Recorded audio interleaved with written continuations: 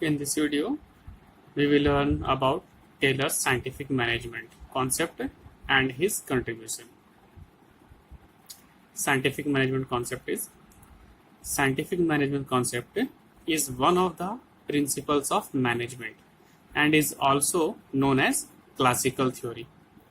This principle is proponented by Frederick Winslow Taylor. F.W. Taylor. He is also called the father of management. Scientific management approach is an art of knowing exactly what you want your men to do and seeing that they do it in the best and cheapest way.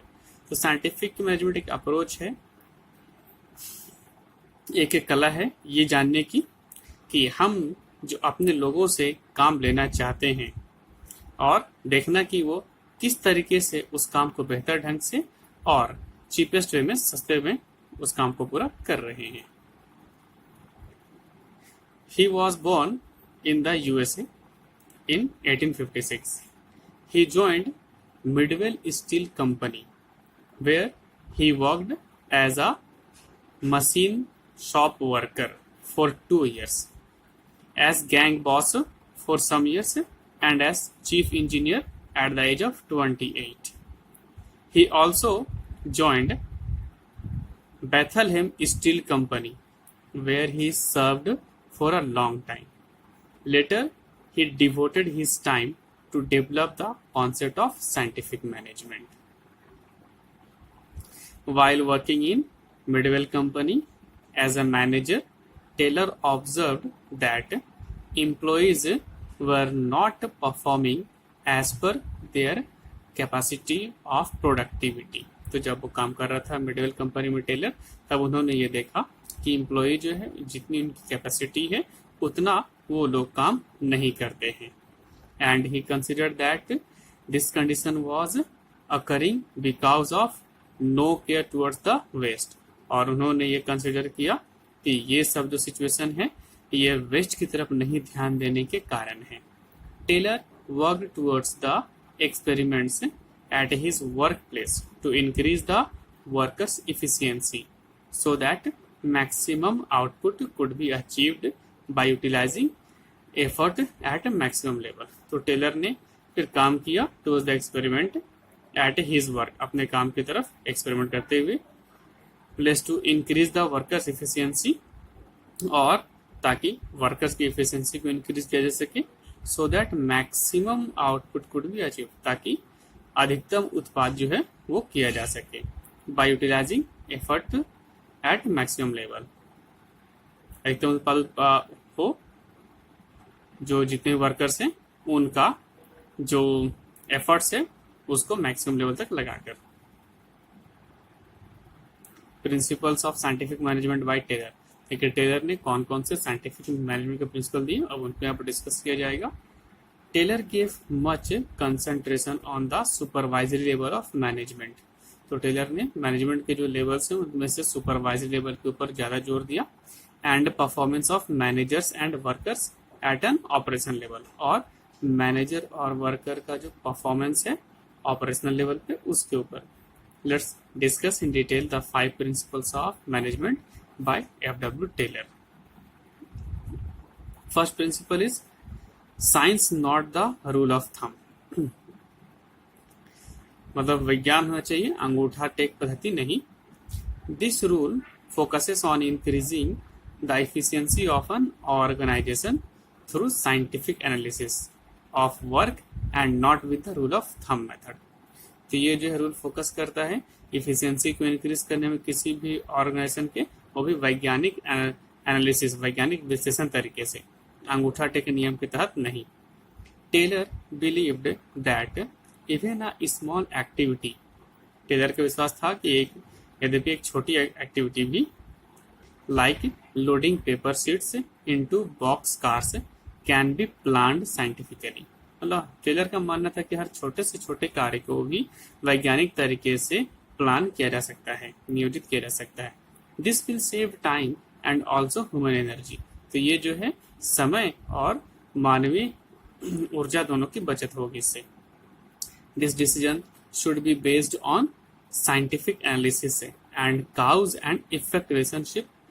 तो ये जो है discussion ये based होगा scientific analysis पे और cause and effect relationship, यानी कारण और प्रभाव रिलेशनशिप के ऊपर, rather than rule of thumb, ना कि अंगूठा टेक नियम पर होगा ये, where the decision is taken according to the manager's personal judgement. मतलब रूल ऑफ थंब है जहाँ पे डिसीजन जो होता था वो मैनेजर के पर्सनल जजमेंट के ऊपर हो रहा था, मतलब जो मैनेजर चाहे बस वही हो जाएगा डिसीजन, वहाँ पे किसी तरीके कोई साइंटिफिक एनालिसिस वगैरह नहीं होता है, मतलब मैनेजर जो चाहे वो कर ले, वो है रूल ऑफ थंब।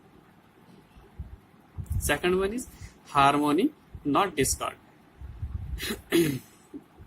यानी सब में तालमेल होना चाहिए, मतभेद नहीं होना चाहिए। Taylor indicated and believed that the relationship between the workers and management should be cordial and complete harmony। तो टेलर इंडिकेट किया और उनका विश्वास था कि वर्कर्स और मैनेजमेंट के बीच जो रिलेशनशिप है वो कॉर्डियल होना चाहिए और उनके बीच हार्मोनी होना चाहिए, तालमेल होना चाहिए दोनों के रिलेशनशिप में। Difference between the two will never be beneficial to either side. अगर दोनों के बीच में कोई भी अगर डिफरेंस होगा तो दोनों पक्ष के लिए फायदेमंद नहीं होगा। Management and workers should acknowledge and understand each others importance. Management को और वर्कर को दोनों को आपस में एक दूसरे के महत्व को समझना पड़ेगा। Taylor also suggested the mental revolution for both management. Taylor ने दोनों मैनेजमेंट के लिए मेंटल रिवोल्यूशन को भी सजेस्ट किया and workers to achieve total harmony. Third one is mental revolution. This technique involves a shift of attitude of management and workers towards each other.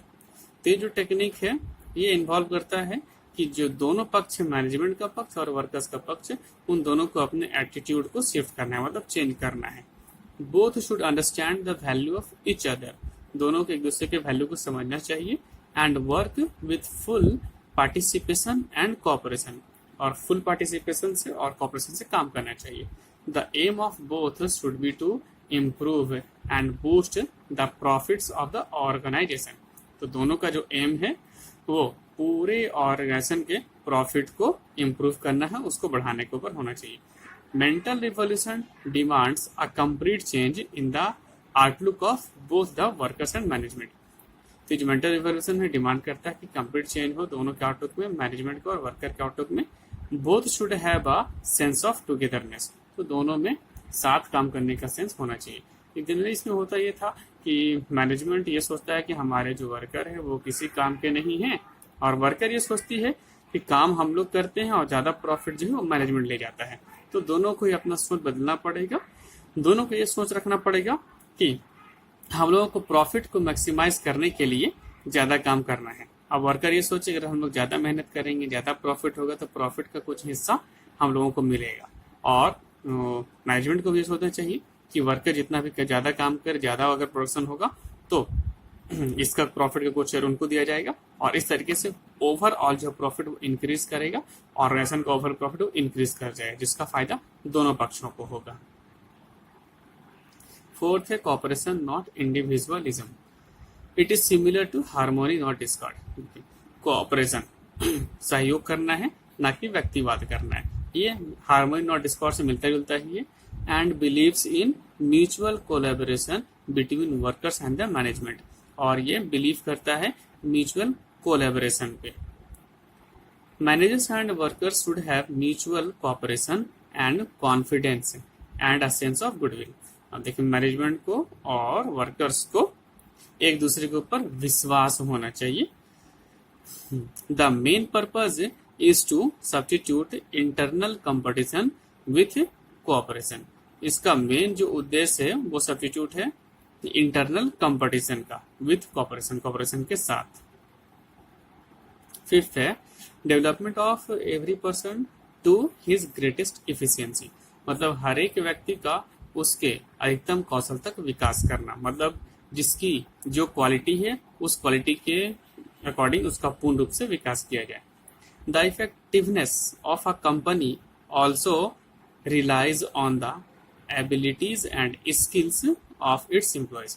अब देखिए, किसी भी कंपनी का जो इफेक्टिवनेस है, प्रभावशीलता, वो इसके ऊपर भी टिकी हुई होती है कि उसके एम्प्लॉय कितने एबल हैं और कितने स्किल्ड एम्प्लॉय हैं। दस, implementing training, learning best practices and technology is the scientific approach to brush up the employee skill। तो ये एम्प्लॉय की स्किल को चमकाने के सब तरीका है कि उनको ट्रेनिंग दिया जाए, उनको बढ़िया टेक्नोलॉजी, बढ़िया प्रैक्टिस सब सिखाया जाए।